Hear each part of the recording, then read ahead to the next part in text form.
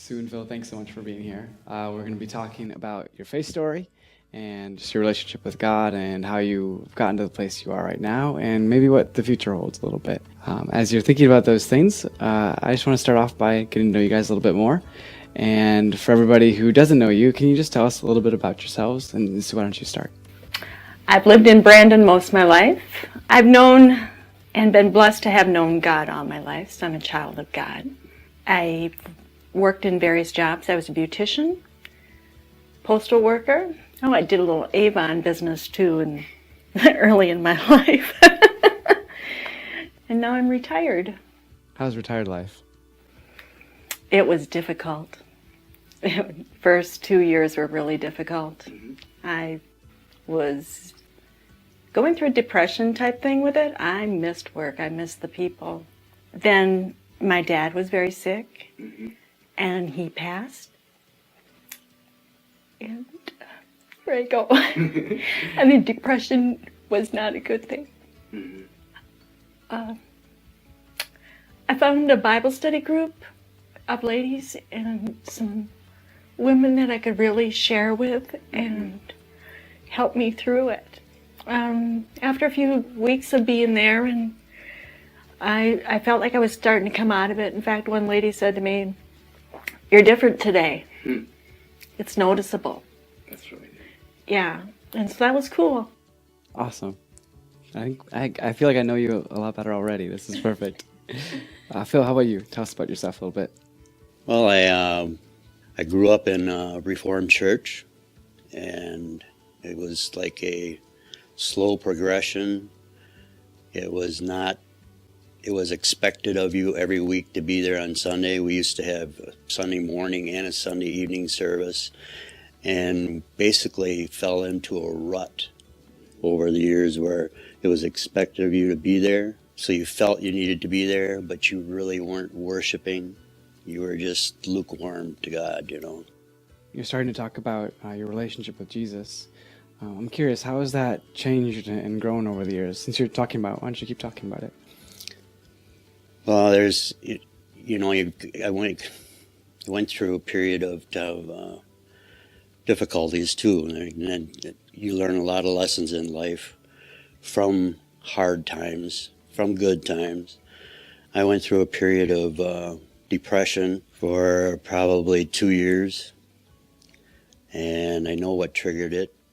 I can't really say what triggered it right here, but it was a very difficult time. There was a period in there that I really didn't want to be alive anymore. The pain gets so difficult, and it's a subject that nobody knows what it's like until you've been there. You just can't tell anybody about what it's like.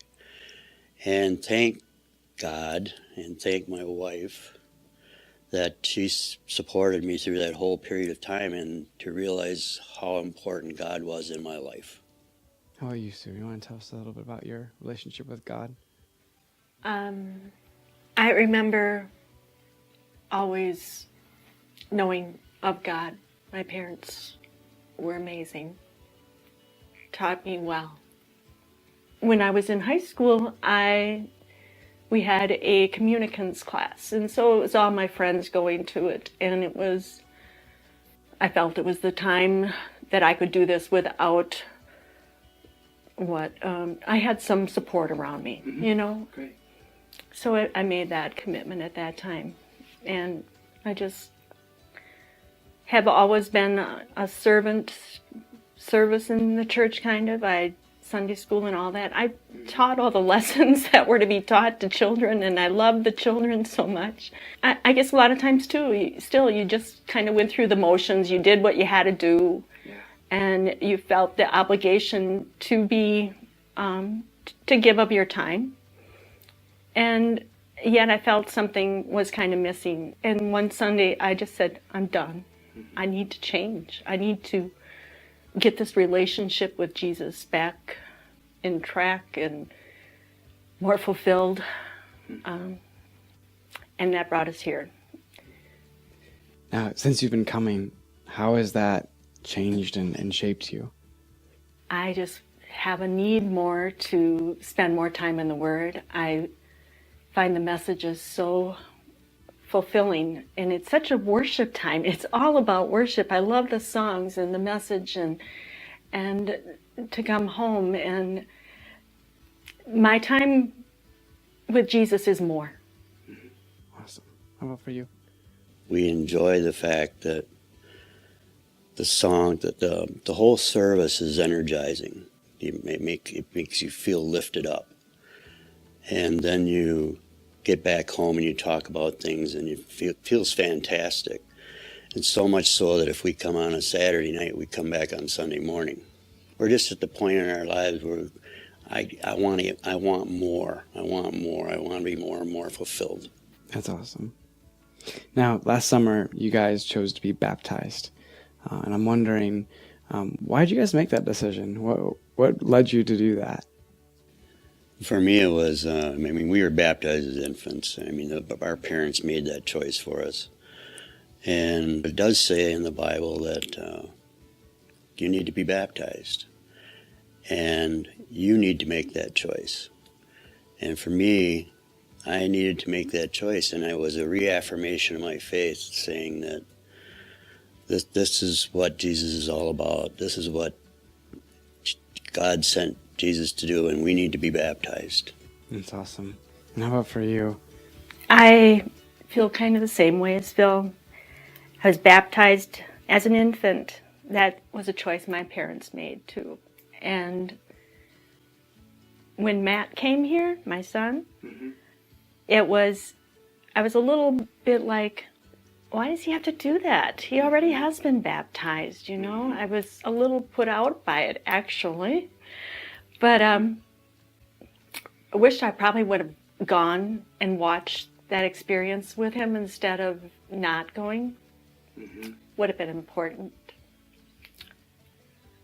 Then now it's like, when we had that opportunity now, it's like, oh yeah, I want to do this. I want this to be my choice this time. This is what Jesus wants. He did die for me.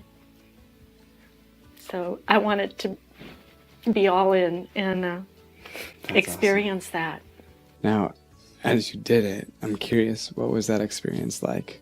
What was it like to go out into the water? Oh, it was a cold, rainy day, cloudy. The water I knew was cold. And yet when it came our time to go in, I didn't feel a bit of the cold. I just felt like I was walking into Jesus. And for me, it was when you put me under, and I misstepped a little bit, so I was a little bit off balance. But when I came back out, it was like I just wanted to keep reaching for the heavens. It felt like all the joy that you want to project, I wanted to go right straight to heaven, I felt so fantastic. The feelings within me, I just felt overjoyed. That's fantastic. So, thank you guys so much for being here and spending this time with us. I know everybody that's listening, I'm sure, greatly benefited from hearing this. So thank you so much, and great. Thank you.